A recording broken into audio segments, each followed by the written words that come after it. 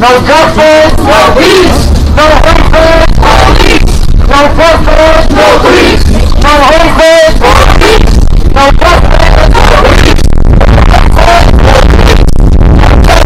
No peace. No hatred, police. No justice, no peace. No racist police. No hatred, no peace. No racist police. No justice, no peace. No racist police. No justice, no peace.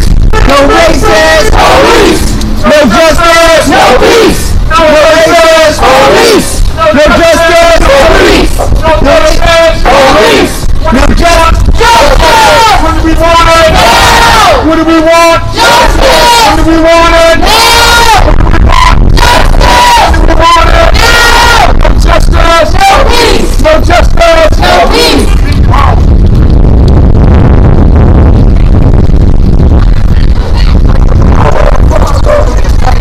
Hey, this is Will James from This is an event talking about violence prevention plans that do not include police.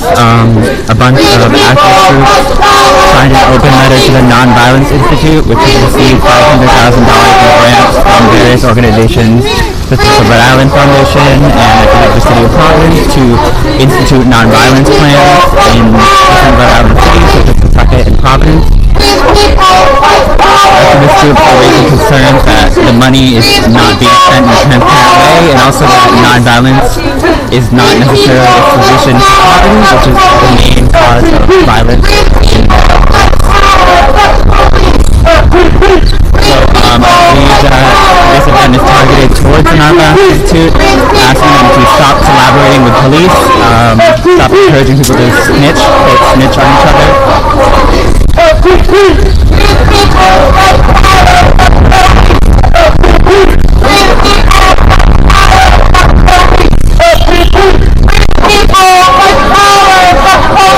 The event was organized by DARE, Direct Action for Rights and Equality.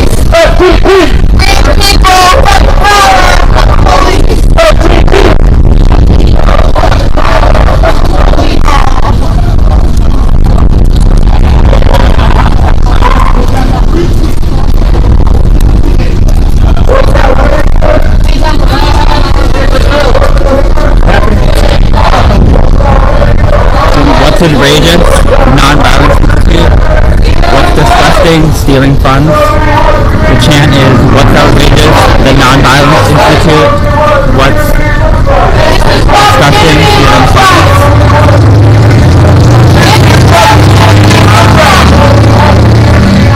This is what community looks like. Show me what community looks like. This is what community looks like. Show me what community looks like. This is what community looks like. No peace. No police. No peace. No police. No peace. No police. No peace. No police. No peace. No police. Free the people, fight the power of the police. Free the people, fight the power of the police. Free the people, fight the power of the police. Free the people, fight the power of the police.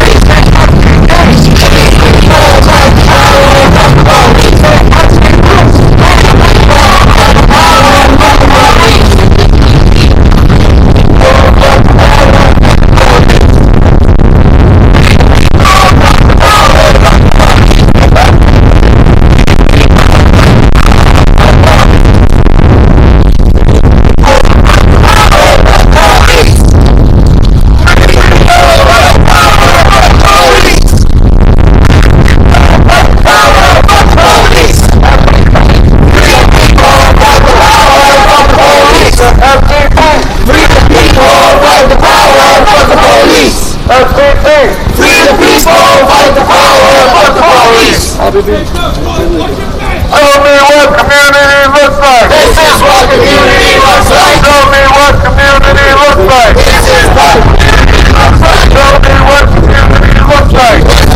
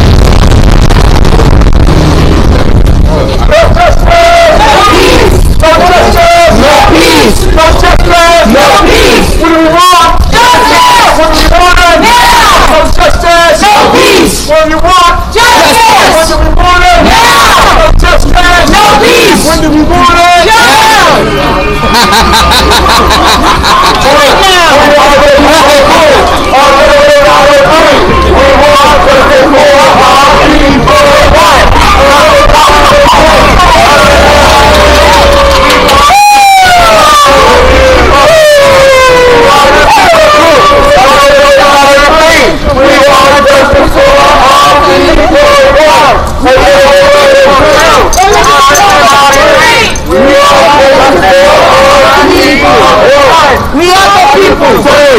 Elizabeth Warner. We want justice for our people. We are the people.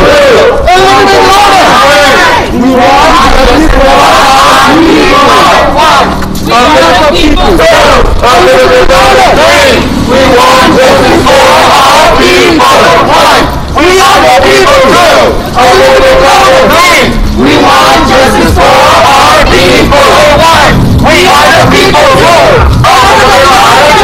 We want justice for our people. We are the people too.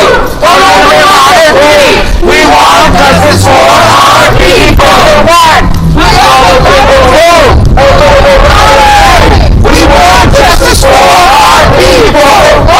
We are the people too. We want justice for our people. We are the people too.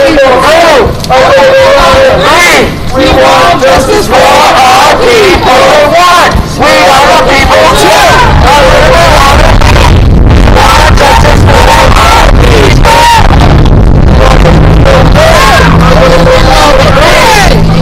Justice for our people.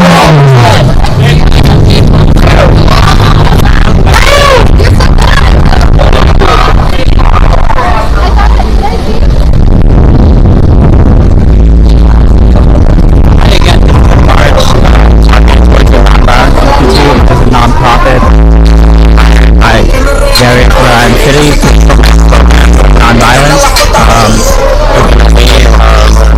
There's reports that there's been a wait of time in various cities, like poverty. So this group is saying that they're looking for plans that do not include police, encouraging people to send their neighbors to jail. They're saying that in their eyes, violent policy plans are housing, different ways to decrease poverty, which they believe will stop violence or reduce violence.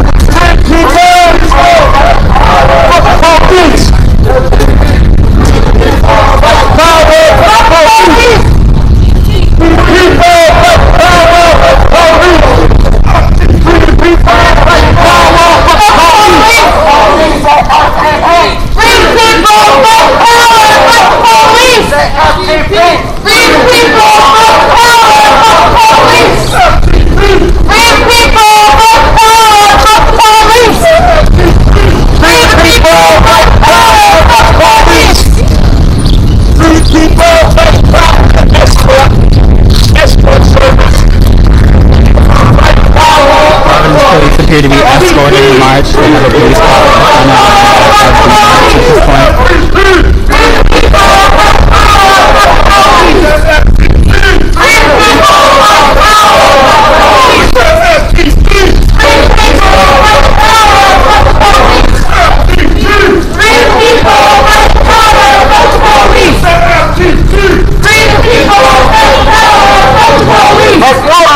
Unido jamás será vencido.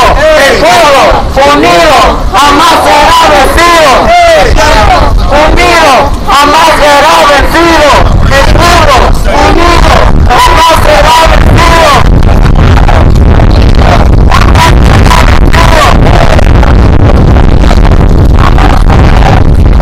El pueblo jamás será vencido.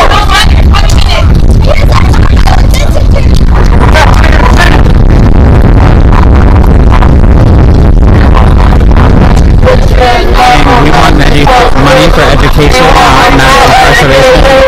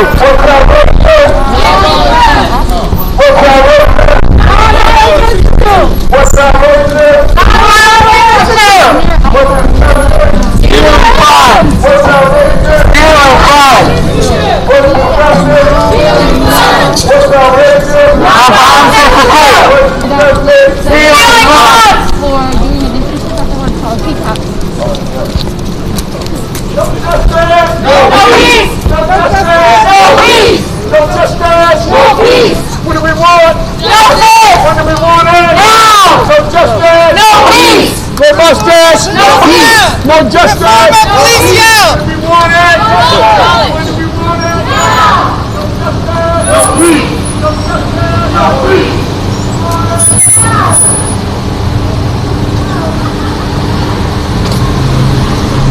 There's about 4 police cars escorting this relatively small march.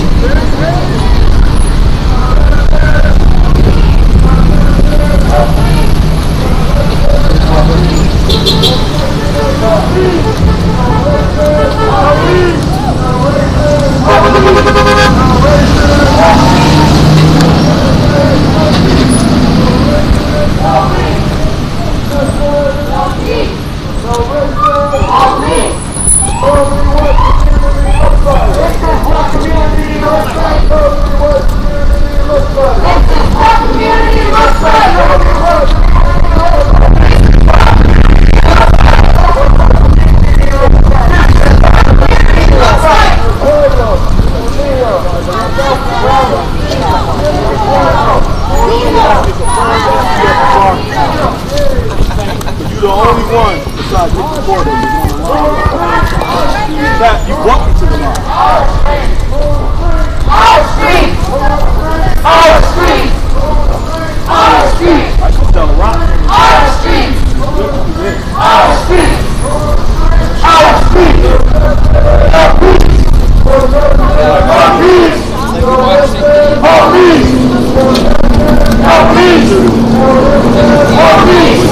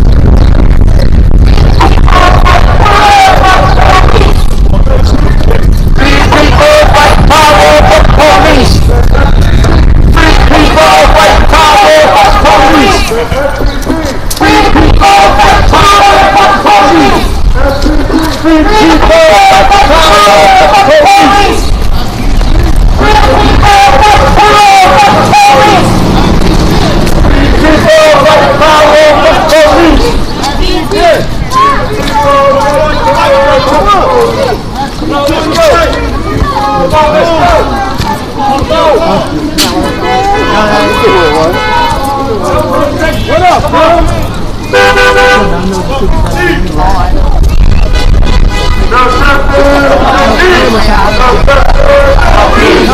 I believe the march is going to be nonviolent.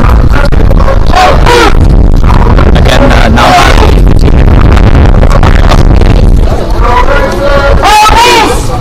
Justice. No peace. No racism. Police. No justice. Police. No racism. Police. No justice. No peace. No racism. Police. No justice. No peace. No racism. Police. No justice. No peace. No racism. Police. No justice. No peace. No racism. Police. No justice. No peace. No racism. Police. One, we are the people pit. On the way out of free. We want justice for our people. One, we are the people pit. On the way out of free. We want justice for our people. One, we are the people pit. On the way out of free. We want justice for our people. One, we are the people too. On the way out of free. We want justice for our people. We are the people too. And it is louder. We want justice for our people. We are the people too.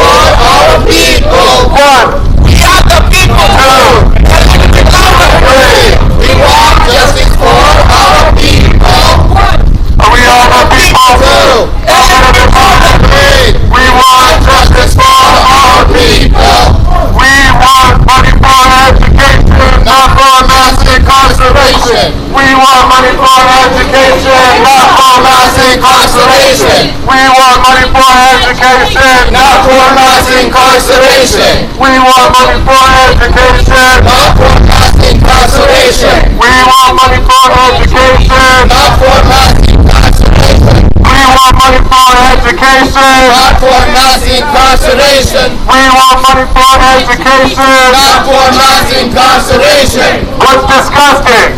Nonviolence Institute. Okay.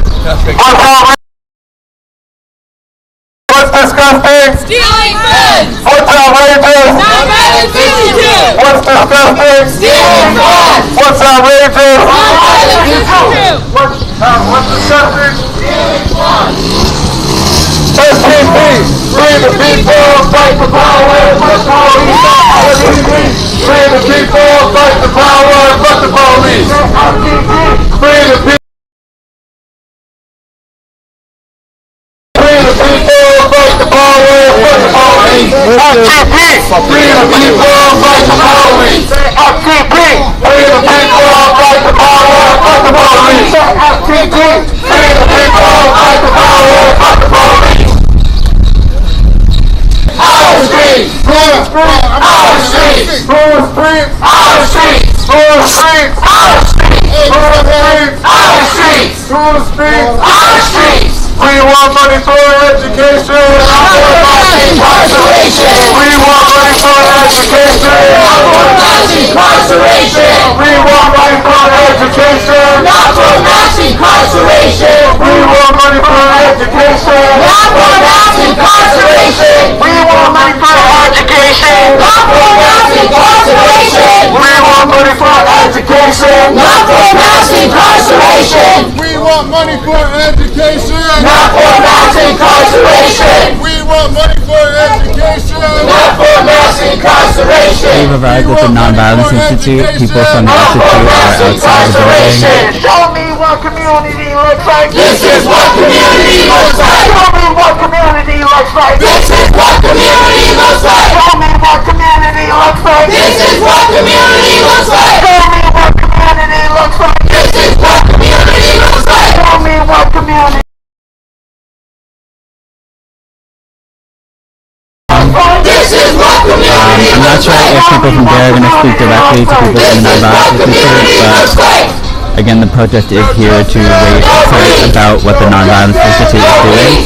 So, I'm not sure what dialogue is going to happen here. no justice, No peace. no racism, No peace. no justice, No peace. no racism, No peace. no justice, No peace. no racism, No peace. no justice, No peace.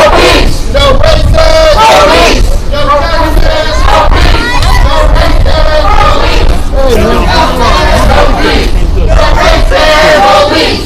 no justice, No peace. no racism, No justice. no Police. no racism, Police. no justice, Police. no racism, Police. no justice, No peace. no racism, Police. justice, No peace. Police. justice, No peace. no racism,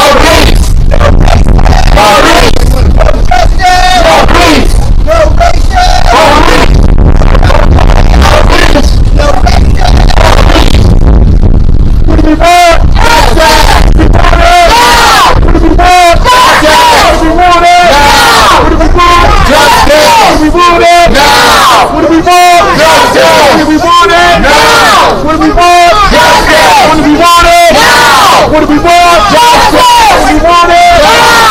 What do we want? Justice. When do we want it? Now. What do we want? Justice. When do we want it? Now. What do we want? Justice. When do we want it? Now. What do we want?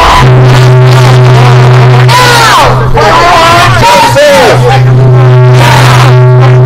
Justice. When do we want it? Now. When do we want it? Justice.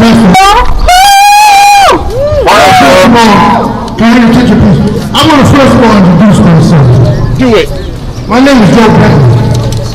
I'm an incarcerated person. So I've had my finger on the pulse of this community for quite a long time. I sat back and watched politicians put in on the mothers in this community. We had a mother come to our meeting the other day. And she talked about the struggles in this community, trying to get resources. The children are incarcerated.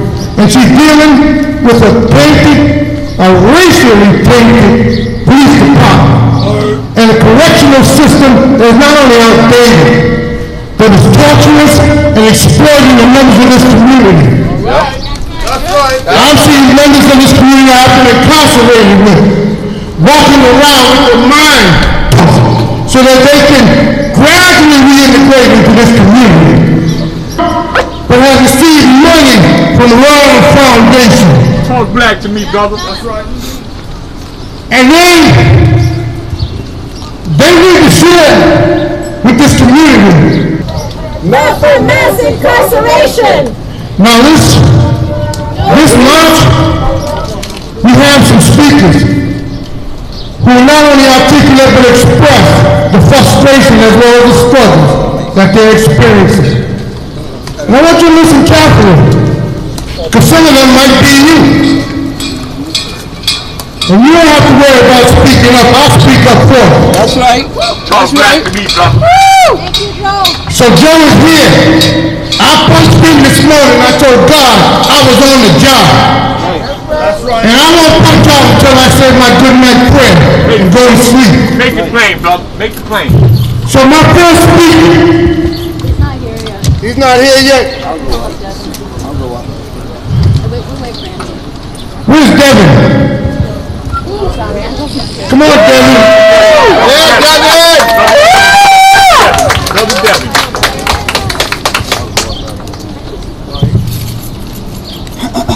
Everybody.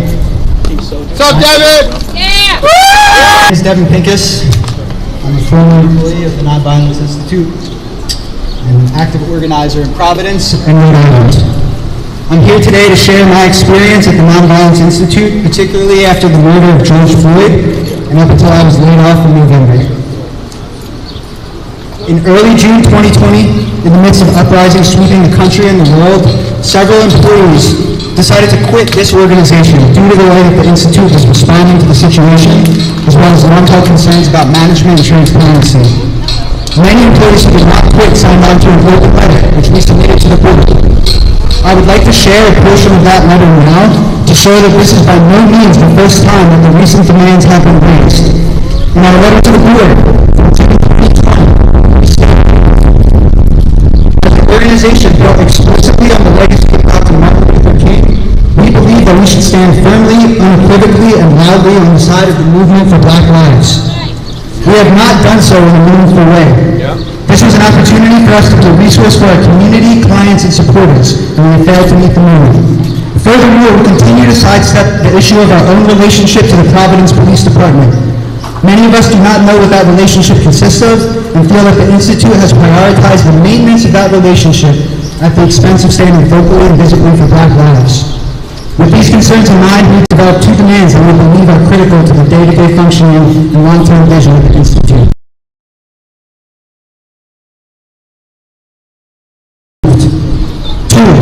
2A, staff needs to be given a relationship to the police.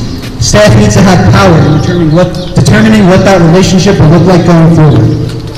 Although we were successful in our first demand, the second demand went and continues to be unaddressed. We were met with anger and defensiveness when we attempted over and over to get answers. And in the intervening time, the Institute and leadership has doubled down on upholding the relationship with the Providence Police Department in Rhode Island.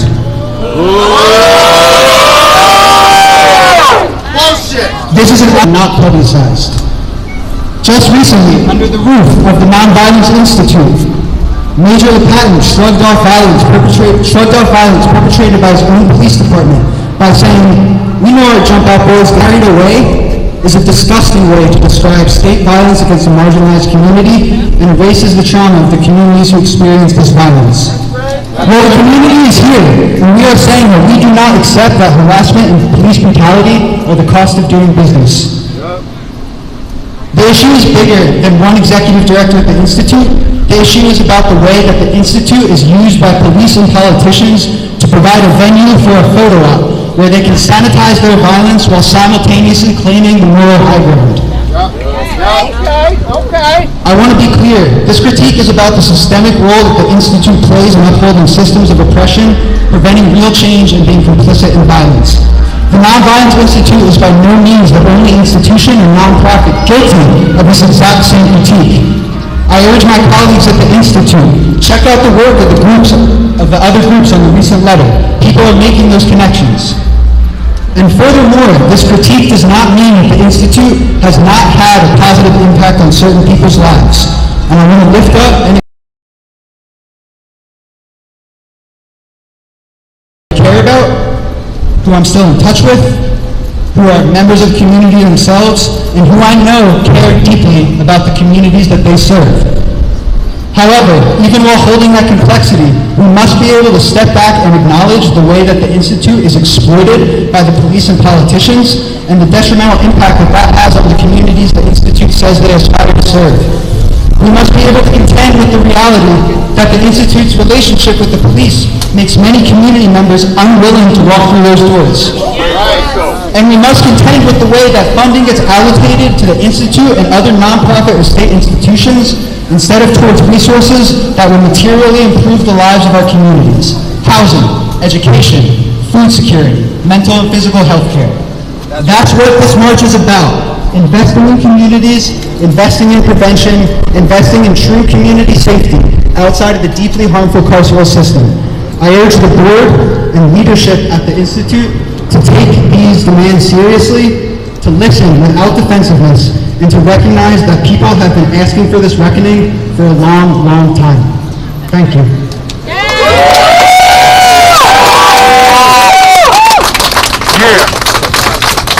Somebody said no justice? No peace.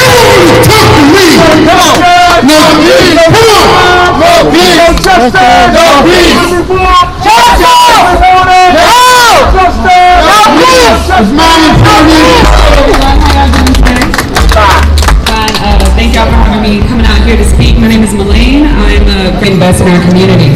So Brown University is classified as a non-profit institution because it is a private institution. And for this reason, it is exempt from federal, state, and local taxes.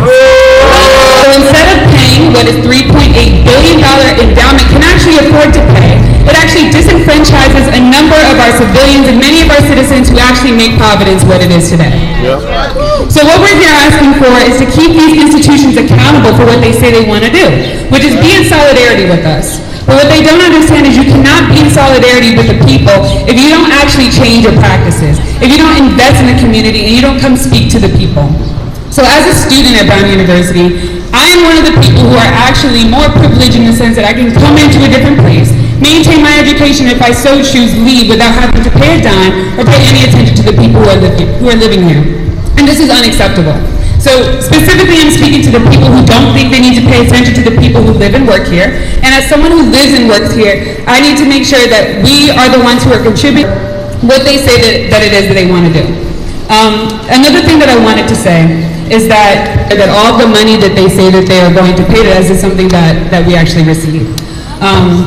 We have an ethical commitment. We must maintain our ethical integrity in all this work that we do. We are trying to make sure that we have initiatives and programs for our children and for our youth that we have that they needed. Thank you again for having me here, and we will continue to make sure that we show up and we show out in the middle of the street, in the middle of the campus, or wherever we need to actually be heard and where we need to be present. Thank you. Terry, there's a lot of mothers here who are homeless, seeking housing, struggling to pay bills, trying to support their sons and daughters who are currently incarcerated. And it's a massive struggle for the sisters in this community. You ready, Terry? Yeah, Terry! I wasn't quite sure what I was going to be speaking about, but I wrote some things down because these are important things, and sometimes when you're up in front of people, you know, words, they fall, and they don't fall in the right place, so they're in the right place in my palm. Access to full and effective reparation and assistance to survivors is a must. That's right. firearms are a significant source of physical and financial damage and relation between income and violent crimes, leaving vulnerability to gun violence. Our youth in our hurting communities, oppressed, that's oppression. Systemic racism is oppression. But we're blessed to still be standing here, to be able to use our voices, to be the voice for those who don't have voices, to be the voice for those who have gone too soon. Gun violence hurts housing, believe it or not. We are in a housing crisis. There is no available housing out there. We have families sleeping in cars, folks taking over lots just to have a safe place to sleep at night. How about those who will be coming home soon? Where will they go? Where is their housing? If you have a record, where is their housing? I say that again. We are in a housing crisis, which is an environmental hazard on top of COVID-19 and the current housing crisis. Structural racism, poverty, housing, being school, because they don't want to teach our history. That's why. Nobody wants to stand there and learn the white man's history because that's not ours. So stop trying to erase us. The housing crisis, it's a big one. And it's time to invest in those families who are in the housing crisis, who are violent, who aren't. Because at the end of the day, mortgages need to be paid. We don't have a moratorium that's going to say Rhode Island is from eviction. It's on the eve of expiring June 30th. What's going to happen? The direct hit of gun violence. And families destroyed by it. Some can't pay their bills, can't pay their rent, can't eat, can't sleep. It's time for reparations for the community. It's time to step in when you know you can and put that money where it belongs. We stand for strong communities. This is why we're all here together. I would have liked to see more people, but public health problem. Gun violence is a human rights crisis, as is the housing crisis. See how they decency and rights. That's what we stand for. We come for equality. We come for them damn reparations that we shouldn't even have to be working for. We have to work to get them. Lobby, support bills going through. Look, y'all getting me upset over here, and this is good energy, because a lot of this is the causes of trauma. Violence causes trauma. Displacement causes trauma. The threat and the high cost of living causes trauma. So what do you think redlining did and gentrification and racism back in the day? It caused trauma, the trickle-down effect of systemic racism. That's what it is. And failing policies. So they took plantations off, but we still live on the plantation. It's time to re-gut Rhode Island. We need some laws that benefit the Black, Indigenous, people of color, and marginalized communities. We need laws that will benefit us and our people. And I'm talking about the Black community also, in case you needed to hear me say that. Just throw the whole Rhode Island away, and let's just start over. Using the voices of the people that are hurting the most. And there's a lot more I could stand here and say, but I'm just... We all hope that the right thing is done as we stand here pouring our hearts out. Think that we don't know why prisons were created in the first place, right? We do. To keep us suppressed. you know, to keep whipping our asses. Excuse my language and my Jesus pen, but I had to say it. And we all know why the police were created. But the general idea here is that there is no I in community.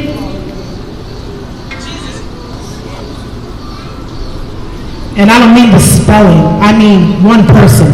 It takes a whole community. It takes the village. And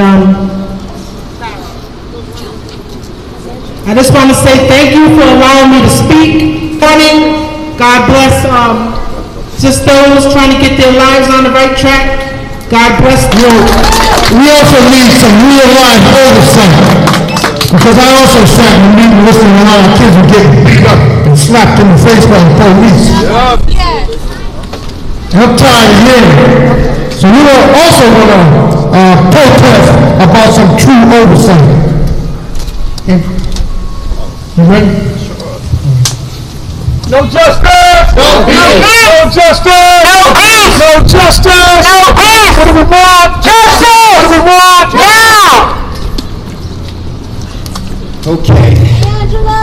So I've been doing this probably 30 years now. Although Arnesha put this together and everything my thing was that I just happened to go to Facebook. I saw something in Facebook that stated basically how the Nonviolence Institute is their continued cooperation in helping to solve unsolved homicides. Incorrect information. So that's why I'm here. And it doesn't matter if the information is incorrect. It doesn't matter if it's right. It's the perception. That's right. That's right. All about the perception. That's right. I'm not here to speak. We're all here. We're all here. I've already.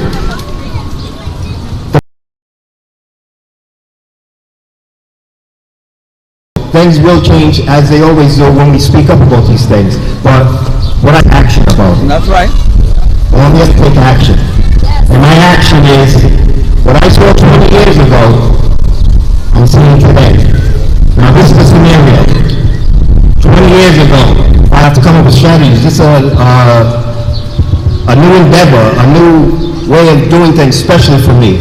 But I want it to happen because one of the things that I cannot forget is, as a street worker, being on call for all the shootings, stabbings, whatever, going to the hospitals, but the cries of the moms when they visit their sons and find out, or daughters, that they're gone. The howls, I'll never forget them. And I felt that I had the perfect opportunity to do what I needed to do, which was change people's lives like the Institute helped change my life. I felt that I've grown up violent. Violence is a norm. Little things. I had to learn the fact that a voice is a violent thing. It can be, you know. So my whole thing was that I saw the storm coming, which was, all right, let's go. I'm going to try and intervene. I intervened by what? Using non-profit organizations, anything to help me get the person out of that circle. The same way the police would come into Chad's ground and see it out the next day, now they're violating for this, that, and the other. So I went in that group, I hung with that group, I listened to that group. Oh, this one needs a GED. This one has a problem with his license. Okay, this one needs this, that. And I pull one at a time, and they disappear and they go do their thing. In the streets talk, especially if you have generational relatives here. You know what's going on every side of town before you know what went right. And now, when you have the pressure of all of that stuff and how do you handle it, you need someone, someplace to talk about it, to strategize and to figure out where these people's lives will be changed for the worse for the rest of their lives. And that's what I did, and I just always felt that the Institute was too close to the Providence Police only because, not because you can't have a relationship, but because the relationship to me was solid. It was about getting a pile of money, everybody splitting up monies, whether you're needing counseling, this, that, and the other, sending them off to all these different places, and yet that person that you made all the money off of, instead of changing his life, you send him up to the ACI. Well, here it is 20 years later. 20 years later, years later, but they're out right now. I see them. I know them. Now what are they supposed to do? The conflict didn't end 20 years ago. What makes you think it ended today? You don't know if their little brother or sister was killed. You don't know if they were raped, whatever, you know? So they need someone, even them, both sides, everybody needs someone in the middle to mediate the situation. And I'll tell you another thing that I learned as a street worker. I haven't met a single person that's carrying a gun that wants to carry a gun, okay? I have not met a single person, can I speak for myself? I have not met a single person who is carrying a gun because they want to. They're carrying that gun because they have to. Life and death choices. And when given choices, opportunities, like I made the wrong choice because I didn't have information. Well, they used to call me Mr. Resources, right? I used to be Mr. Resources, right or wrong. No one's going to say so. But that's the only thing that helped me to save my community. And when the resources are a little funky, there's a problem. All right? So I see what's going on right now. The same thing that happened 20 years ago is happening right now. Now we're about to round up all of these folks, put them in for another 20. Everybody celebrate these millions of dollars, pay them all out, and retire like the last 20 years. And we're going to do it again? And you think I'm going to stay behind watching? Absolutely not. Absolutely nothing to lose. I'm here all about unification. I'm here all about my community. I'm here about the bigger picture. But at the end of the day, I'm here for my people. Because whatever happens to my people, it can happen to you. You know, so I'm saying, my brother, I'm from Mexico, I'm just like you. That you don't get it, man. Let me tell you, join my struggle. Join my people's struggle, because that's what it was all about, and everybody else benefiting off of it. That's fine. We want it. If we put that whole group of people, all these advocates together on one common cause, which is to treat another human being like another human being. You know what I'm saying? We'd all be on the same page. They have us divided. People are mad at me. I have nothing against anybody, not even the Institute. But when it comes to my people, I'm looking out. I'm now considered an elder. I'm 52 years old. I'm here to stick my neck out. I've already had my car sold. I've already been, could go on and on and on. But guess what? 50. We're not afraid of you. We're not going to keep quiet unless you pay us a few bucks, right? I'm not one of them. I'm not one of those people, obviously. Can't be paid. Can't be bought, can't be paid. I just want to say that it really helped me. It taught me certain steps. Instead of reacting, you know what I mean? Those reactions will get you in a lot of trouble. And all these guys out here used to do, I guess, go to the schools and teach some of these principles that really matter, and it does change lives. I'm one of these people that has changed my life. So I have nothing against the institution, but I do have a problem with the perception of police departments and the fact that as a street worker, doing what I can do day by day and only to basically detain 3 times on a job. You know what I mean? How does that make I'm always being arrested for something. That's fine. The police, and that's our problem. Police. If you knew the chatter, and this is the other thing I'm going to also say. At the end of the day, the victims, the perpetrators, we don't know either side of the stories. We don't know what's been going on back and forth. And to me, it's never been my business how it happened, what happened. I was there to alleviate the problem to the best of my ability. And conversation, and that's the truth. I don't want to die before the next one. If it wasn't for the fact that a gun jammed on me many years ago over here on Dodge Street over something stupid, get my feelings hurt over a female, my pride.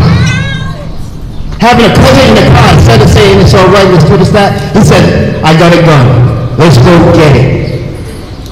And we go get it. And we drive to Smith Hill, and we drive back. And the only thing about that ride back, that was long enough for me to think about what I'm getting myself into. A lot of times when these guys have weapons on them, it's a reaction, and the consequences are after the fact. 1 second. So, my whole point was, when that happened, and this person I was down Street, and this person came up out of nowhere. I was praying to God that I didn't see him, and there he was with his 40 ounce. He's now a picture, by the way. He came with his 40 ounce. He said, "Oh, come on, man, what's going on?" I didn't mean it. And he came up on me, and he tried to hit me in the face with the 40 ounce, and I came up on him, and I tried to shoot him in his face. And I'm shooting the gun, chasing him, and it's jamming. And I shoot a few rounds off. He goes, I go. The next day I'm on Dodge Street. A paddy wagon pulls up in the opposite direction, stops me, and he tells me my name, and he tells me what I did, and he told me I should have killed him because there were two of us taking on the street and he drives off. That's what I saw. I could go on and on about but at the end of the day, all I'm saying is that perception is everything. And with new leadership, this is a brand new opportunity for all of us to sit at the table because we're all able to have this conversation and come to conclusions. My concerns are the... I know you, Mr. Lee. I know where you live. Oh, say, well, yeah. Hey, that's Yeah, right. Deb. Yes, sir. Well, say that Like a neck bone. Like a neck bone. Hi, my name is Deborah Harris, and I'm the Direct Action for Rights and Equality. Enough is enough. I mean, they're killing our brothers and sisters, fathers, mothers, whatever, and they're just bringing us pain each day. The police, and here we are in 2021, still fighting for what they was doing in the 60s, the Black Panthers, and it's a shame. Police brutality, education, racism, etc., etc. And it's really sad. In May, they beat up my son and had the fucking nerve to charge him with assault. Okay, that's their job. Yeah, I am. I'm just upset. But anyway, and I want to talk. That's enough about the police brutality because this can go on, and I don't want them to put me over down the street. So, yeah, exactly. Money can go towards that. Money can go towards re-entry services. That's why they got that revolving door at the ACI, because in the ACI you would think, okay, I'm going to come out and get my shit together. I'm tired of being harassed by the police coming to this system. But then, when you get out to the streets, there's no services, there's no programs. So what about those people in the prison? We can't forget about them. They're still our fucking family. They're still our people. You know what I mean? So this fight is going to go on until it ends. You know, there's only one thing that I want to say. In the 60s, when the Black Panthers was fighting for all this, they also fought for their arms. We can't do that today because they ain't gonna give us a gun. So that's what we need. Like someone spoke on that. We need to protect ourselves. You know what I mean? It's like war on war. It's sad. It's really sad. And enough is enough. And we mothers are tired of being fucking tired. That's the bottom line. Thank you.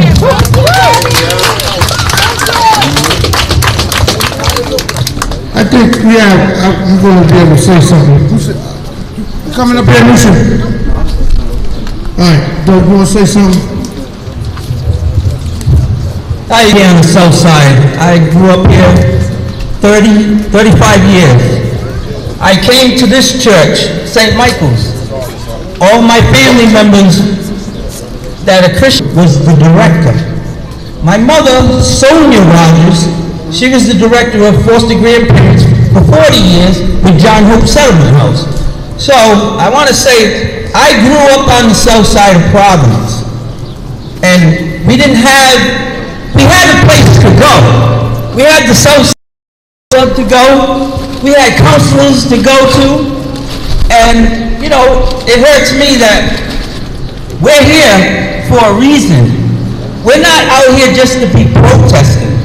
We're out here trying to save the next generation, because each and every one of you that work here have a grandchild, have a niece, have a nephew. God forbid if a bullet hits one of those. Then there's like, oh, we got to do something. No, we want something done now. Let's don't talk about it, be about it. That's what I'm talking about. Let's get up here and be about it. Don't talk about it. Because people are dying. Young people are dying. They don't need to die.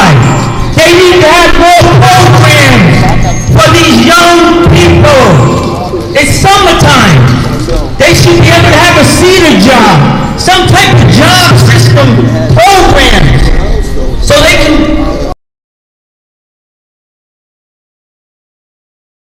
Every one of us, when we was growing up, you said to your parents that is the support in the community.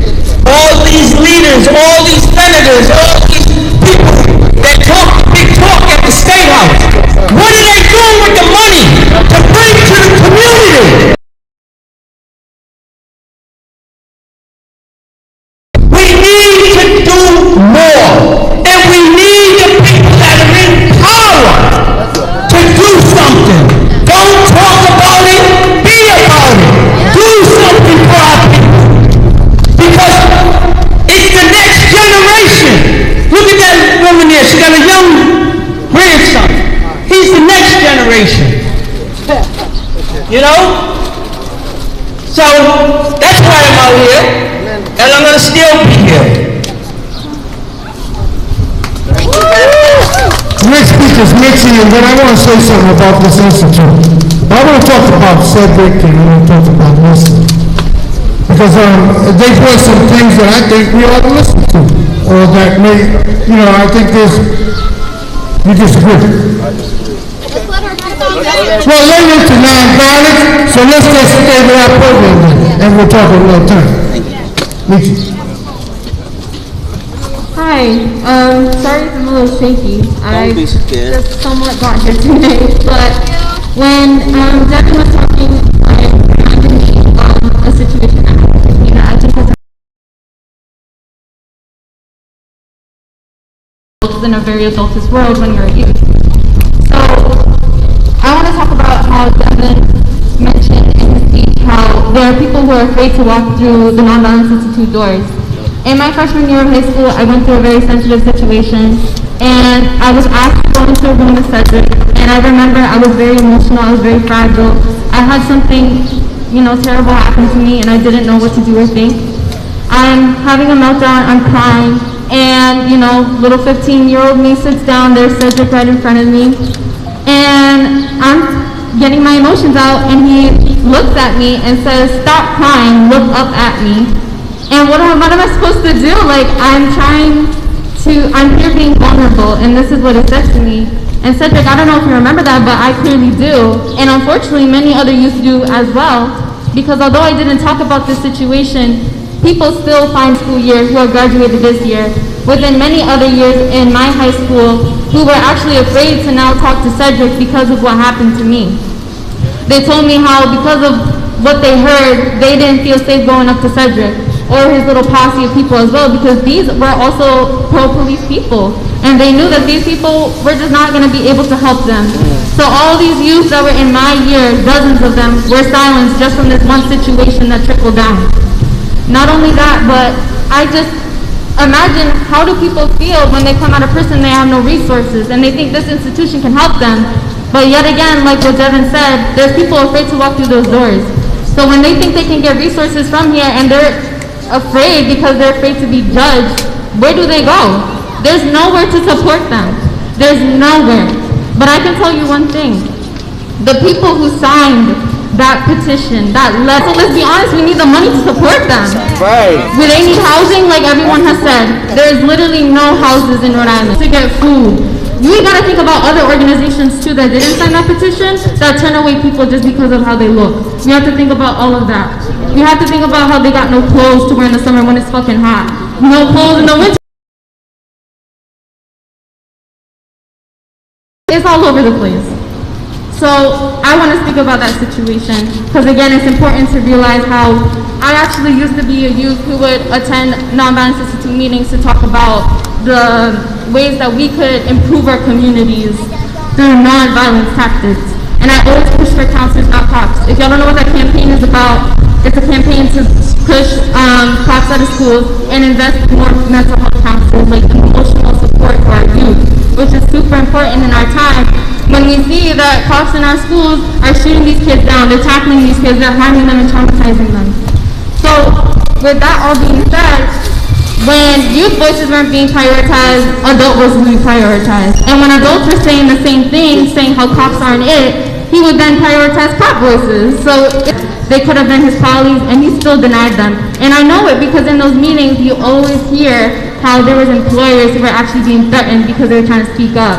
How there was employers that were actually laid down, or they were threatened to be because of trying to speak up, saying that cops weren't it, and what they were saying was wrong, and what they were doing was wrong as well. So, with all that, I want to mention how Cedric used to work in a school, the Met High School, that doesn't have cops. We're a very privileged school, and I'm forever grateful that we don't have cops, and instead we have counselors. And I'm very grateful that when Cedric told me to stop crying and to look up, my counselor told me to keep crying and to not look up, to look down and get your emotions out. And that's what I did. And I'll never forget her and all the people that helped me in that school. Unfortunately, Cedric was not one of them. So when I saw him at my graduation, you know, I was a little despised. Not even a little, I was. Period. But, so it doesn't make sense how you worked in a school that pushed for no cops, and yet you're over here preaching cops. It just don't make sense. So now he's on our advisory board, and I just want to say how I'm going to get you out of that advisory board. Like, I don't know what makes you think you're going to stay. All right, next will be Jason. Thank you. Let's go with Mitchell one more time.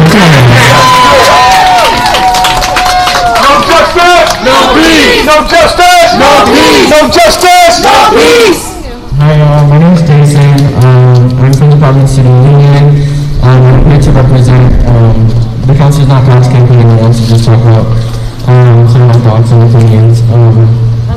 And also, so I just want to elaborate on the post, the article from the Washington Post, that Cedric was mentioning and saying, that police are not killing Providence youth, that, and also to say that, he also said that we stop it. The T is obviously you are district advocating for these families who just got shot, who just got killed, and were recently injured.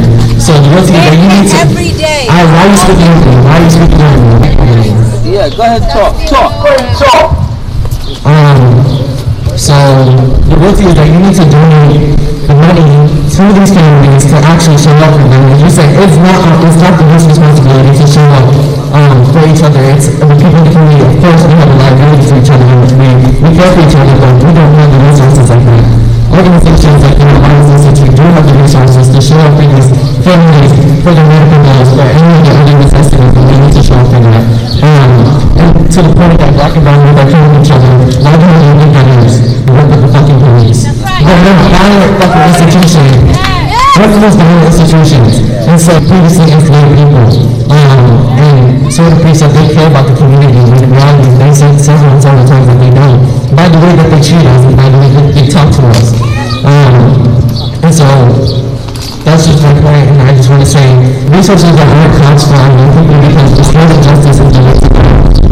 That is a part of nonviolence, seeking solutions that don't provide mass incarceration and arresting people is an option. Thank you. Give the money to the community. Thank you. Come on, Jay. My name is James Montero. I'm somebody who is directly impacted by the criminal justice system. I'm somebody who has been beaten by the police, so I understand these issues firsthand, right? I'm going to have to say those closest to the problem. Those closest to the problem are closest to the solution, but furthest from the resources and power. Those closest to the problem are closer to the solution, but furthest from the resources and power. This is troubling for me. It is. Because I have people on this side, and I have people on this side. But this woman right here, I know this woman. And she has lost a brother to police violence in the car with my best friend. So don't ever question this woman's integrity or the work that she's doing. It's probably harder for her to work with the police than it is for me, even though I've been physically still doing this work and I vouch for this woman's integrity. I'll go to war with anybody for this woman. And I'm not saying, hold up, I'm not saying there's not right on both sides of this fence. That's right. And the first step of nonviolence is to listen to the problem. That's right. So run it through the solutions. Exactly. So run it through the solutions. Yes, run it through the solutions. Negotiate. Absolutely. Because the war, and I'll be honest with you, I grew up with Malcolm. I did. I grew up with Malcolm. I got 25 years in prison. I run a program for people that I go into prison. But what I'm telling you is there was also a solution with Martin also. And Martin, both of them came together. The issue is the war on poverty went to a war on drugs. Do you understand? The war on poverty went to a war on drugs. So right now you have a situation where I can come straight out of high school and be a police officer and make a livable wage. I can. But for me to be an educator, for me to be a counselor, for me to be a street worker, for me to be any of these things, I'm not going to make that sustainable wage, right? I have to do for uplift society. We as a society invest more on control and containment than we do uplift each other, right? When really the problem is that the state helps. Because that's the laws that were passed that got us in the situation that we're at now. The problem is we fighting against the police when in actuality the ones that gave them the power in the first place is at the state house. Yes. I disagree on that. Absolutely. The cops kill people, bro. They do kill people, but who gives them the power to not be held accountable? Not themselves. Mass incarceration was created by laws. It was created by laws. Victim of this system, why are you trying to tell me, somebody who has spent 25 years of his life incarcerated? This is the equivalent of me, a man, trying to tell a woman about reproductive rights. I don't accept that. And I love you. I applaud you. I do. I applaud what you're doing. Yes. Yes. I'm not saying there's not issues on both sides. I'm not. But trust me when I tell you, the issue is bigger than the police. The issue is bigger, and I've seen it. I've lived it. There's separation for a reason. There's separation for a reason. So the only way, and I've also seen when we come together, what kind of laws we can pass. And I also seen it in New York. I've seen it in a whole bunch of other states. So my thing is, I came up here because I don't want to be up here. I'll be honest with you. In my position, I'm telling you, you cannot question this woman's integrity.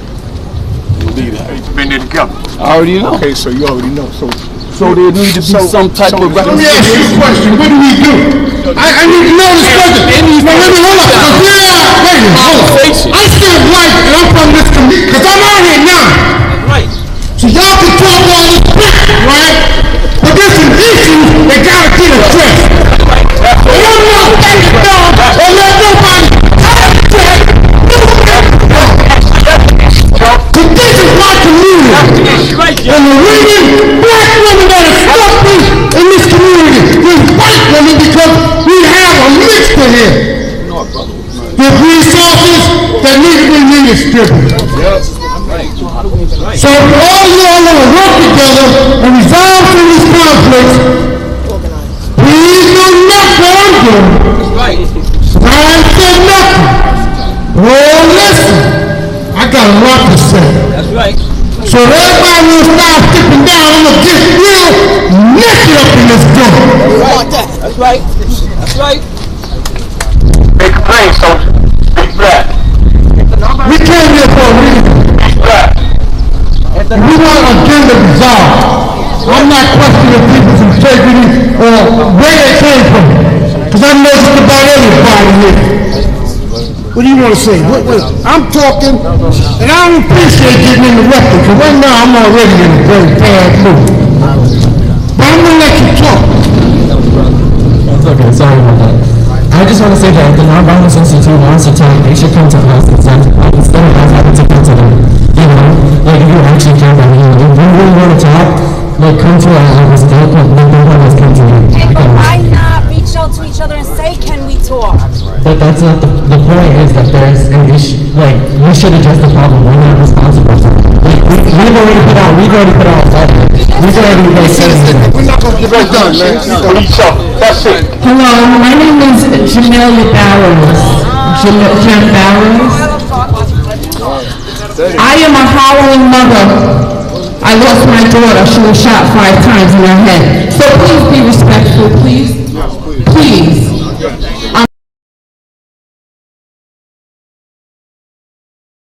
all have a story. We're all in pain and we all have trauma.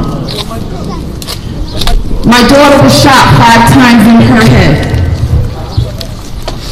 And I'm standing here today because 3 children were rescued from that house. My 2 grandchildren and my son. I have a black boy. I have 2 black girls growing up. And I have to teach them, even with the pain that I felt, the grief that I felt. I died when my daughter died. I stand here as a broken, dead woman. But it was my daughter that gave me life and a voice again to speak to the community. This moment, because it says, someone says, where do we go from children? People are dying. Everything on social media right now, someone's going to get affected from it. Someone's going to die. If you have children, you do not want to, and you're going to look for someone to help you. You're going to look for other mothers that went through it. You're going to look for somebody that knows the language now. Because you lose your voice, you lose your appetite, and guess what? I still think about those gentlemen in prison. I called them every kind of name, but it took me healing, real healing, to know that there are black men in jail right now for the crimes that they committed. And their mothers, their fathers lost children too that night.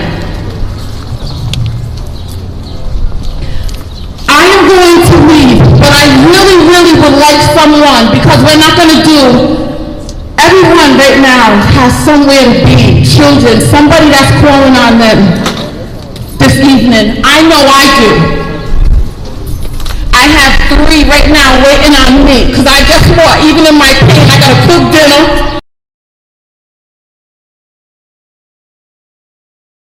Counseling, everything. I'm tired.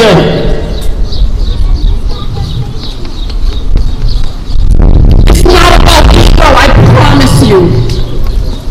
Because when death hits, you can't feel the meat. You don't recognize your face in the mirror anymore. You don't know who you are anymore when you lose a child.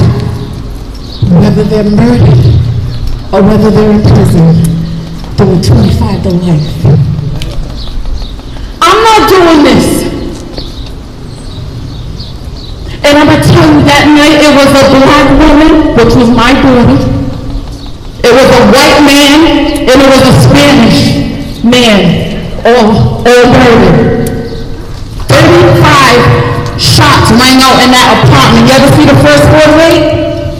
That's what it looked like. Blood everywhere. So yes, everyone has a story to tell. We are hurt, we are traumatized, we are broken, we are young, we are old. We are, most of all, we are tired. We're in the middle of COVID. People are hurting. Nobody got money. We're losing jobs. We're losing resources left and right. I just want somebody's hand from this side and this side. Because at some point, and start working on it. I think it's important for everybody's voice today. Because it shows me that someone cares. Because there's going to be another murder if you've never heard a mother scream from getting the news of their child or their son, their black son. You can be the voice, but there's no voice like somebody that's already did it. I'm going to die one day. But I want to know that I at least put something back into the community. My daughter's name is Shamika Barrows. I walk around and say, I am she. Because it just reminds myself, Mommy, keep going. Mommy, keep going. Mom, keep going.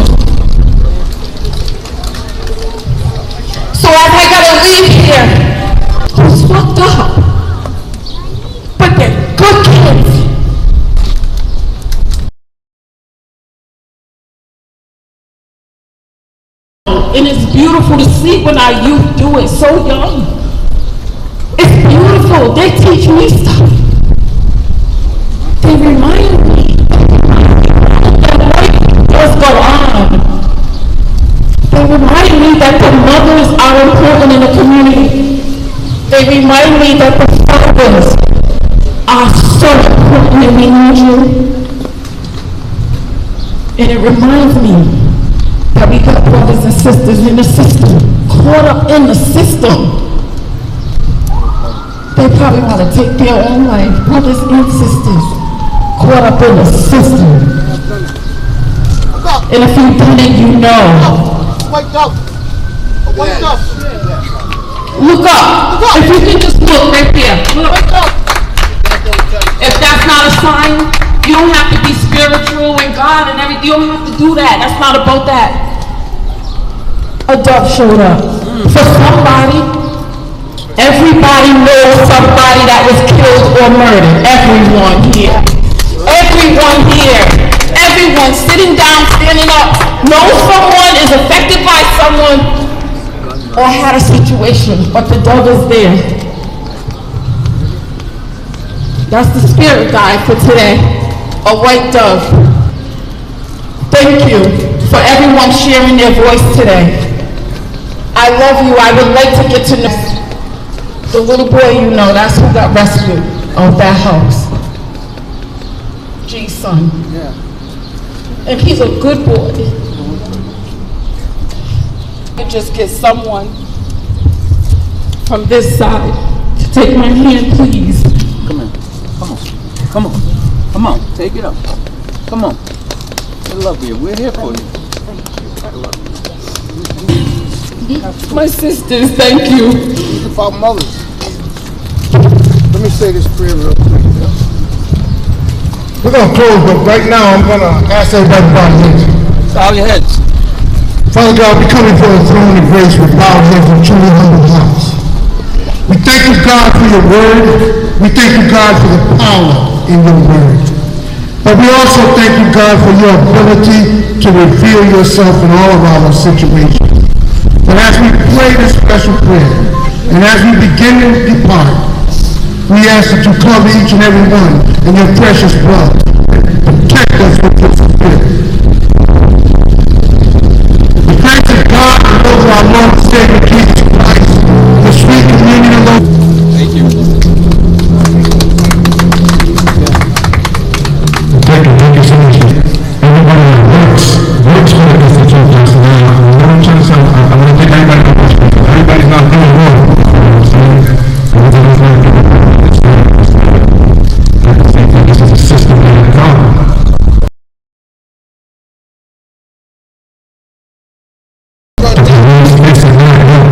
The police are the feet of the problem. And we're looking at the Institute being the hands of the problem. You know what I'm saying? There's one wrong way. The police are the state. They're not from this community. Subject knows exactly what it's from. Subject knows me. So it's 9 years old. So I used to call him this country. And it's funny when the power you have, you have a lot of power to change this community. You have a lot of power. We understand it. We gotta play ball sometimes. We gotta play ball with the community.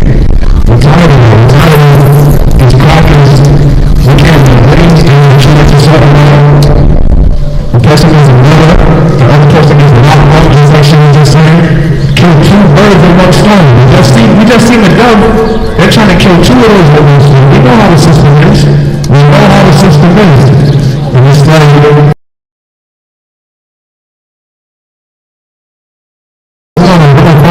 what you want, we need, no.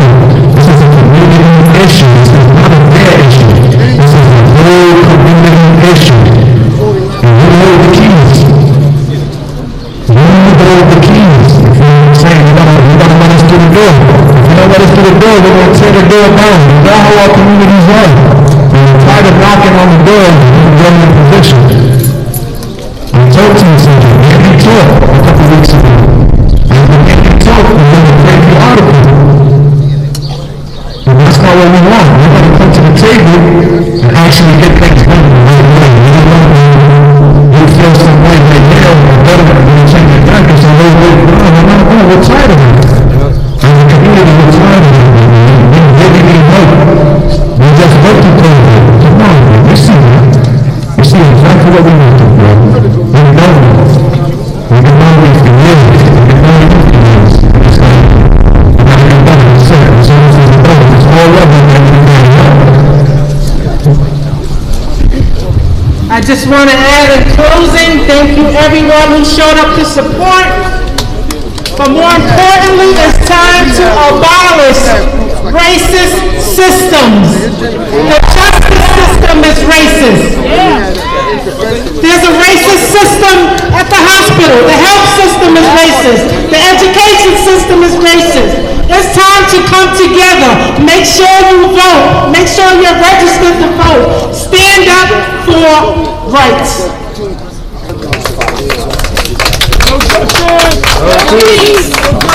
No. What do we want? Justice. What do we want it? No.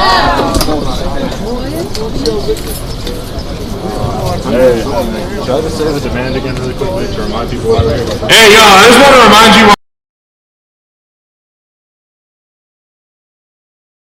And the families haven't seen a penny. So that's the demand, right?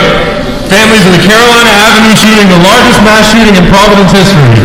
Pay up. Pay their men here. Take care.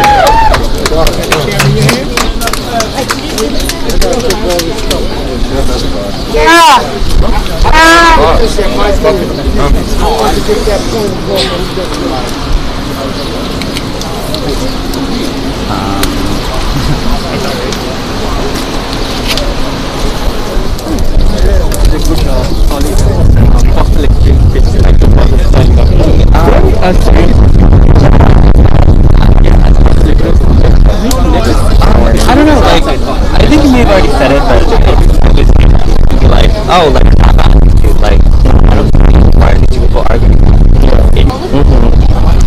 I mean, I guess the fact is that the Nonviolence Institute is working with the police, which has shown again like to be a violent system. We've had several instances here in Providence with the Providence Police. The process of mass incarceration is harmful in itself if you haven't done enough research about it.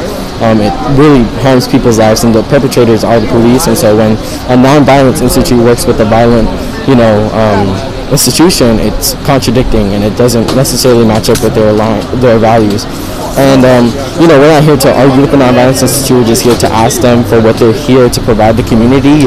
Nonviolent resources, which is the $500,000 that they received, to be reallocated to the community, to the victims of the Carolina shooting here in Providence, and sort of just pay for their medical bills and help them come back into the community safely and healthily.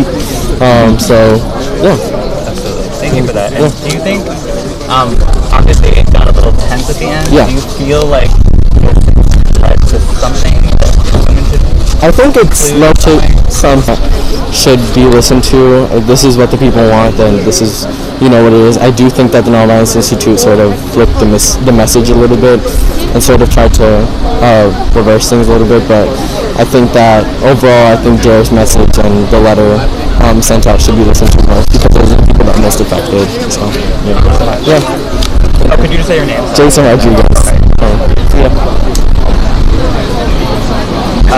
So this was a rally. The target was the Nonviolence Institute. People, kind of activist groups, sent a letter asking the Nonviolence Institute to stop collaborating with the Providence Police Department and to directly invest money that they just received in grants into people who were victims of a recent mass shooting on Carolina Avenue. So the recently received $500,000 Brown University and the City of Providence. It's unclear what the solution immediately is whether the Nonviolence Institute definitely heard the message today, so I guess we'll have to just wait and see what sort of things happen as we move forward. Well, James, thank you so much for tuning in.